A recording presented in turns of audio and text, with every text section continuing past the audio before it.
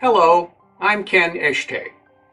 When I first started my piano rebuilding business in New Orleans 40 years ago, we didn't have to replace soundboards.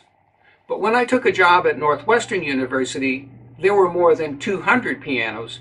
Many of them were Steinway grands that had already been rebuilt once and needed rebuilding again. I had to teach myself about soundboard making and bridge capping. And now that I know a little bit about this craft, I've started teaching a PTG seminar called the Bellyman's Holiday.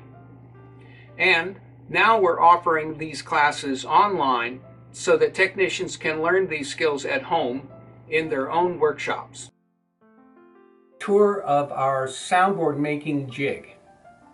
It will have arrived in the mail as simply 4 rails of wood with little pieces of wood glued to that.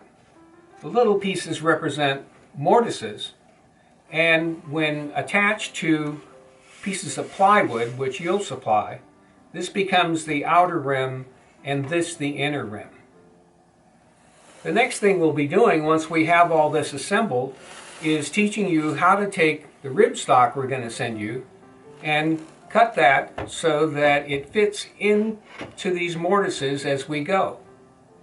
We'll also be teaching you how to radius the tops of your ribs to create a crown in the soundboard, and also how to feather the edges.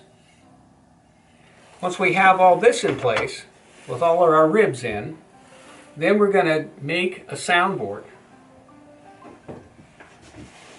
This time we'll be using the finest plywood that we can find, fitting it to this rim and marking the bottom of the soundboard for the location of those ribs.